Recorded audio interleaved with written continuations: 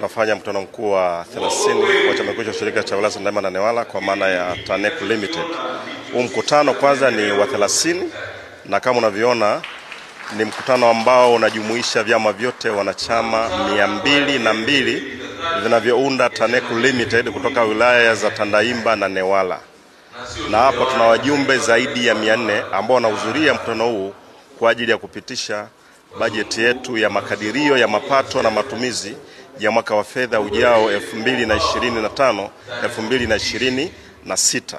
Na kimsingi tumejipanga vizuri kabisa, kama ambavyo mmeona tumeanza utekelezaji wa miradi mikubwa, lakini vile vile tumejipanga kupitia mkakati wetu na kupitia bajeti ambayo itapitishwa leo kutekeleza ujenzi wa kiwanda cha kubangua korosho wilayani Tandahimba, lakini vile vile kujenga maghala matatu kwa ajili ya kuhifadhi mazao ya wakulima ili kuwapunguzia gharama za kusafirisha mazao yao kutoka kwenye zile AMCOS kule vijijini kwao kwenda katika maghala makuu wakati wanasubiri minada ya mauzo ya mazao yao ya ufuta, korosho na mbaazi.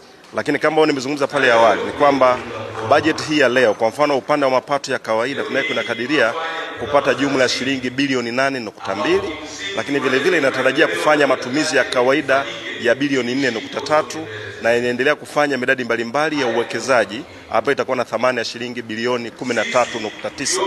Kwa hivyo ukiangalia jumla itakwenda kwenye bilioni 18.3.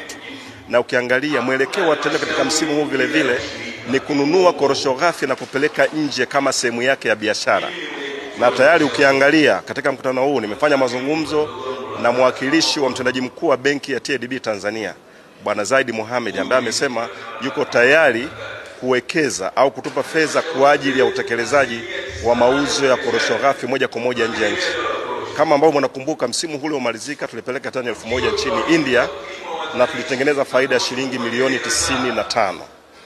Kama vile ambavyo pamba wanafanya, tumbaku wanafanya, kahawa wanafanya. Kwa tumejipanga pia katika ushirika huu wa TANECU kuanza sasa hivi upelekaji wa mazao yetu nje ya nchi ili kuweza kutengeneza tija zaidi na kuendelea kuimarisha ushindani wa mauzo ya korosho ghafi katika minada mbalimbali inayoendelea. Na tumejipanga vizuri kabisa vile vile hata katika upande wa ubanguaji kama ambao nimezungumza, ambao mmejionea vile vile tumepanga kuendeleza zoezi la ubanguaji wa korosho. Kiwanda cha kwanza ambacho tayari kimekamilika kimekuanza kupeleka korosho nje ya nchi chini Uturuki, na hichi kiwanda ambacho tutakijenga vile vile kitafanya vivyo hivyo, na matarajio yetu hadi ifikapo 2030 tuwe tumekamilisha ujenzi wa viwanda 20 vya kubangua korosho ambavyo vitakuwa vinamilikiwa na wanachama hao mnaoona hapo kutoka wilaya Tandahimba na Newala.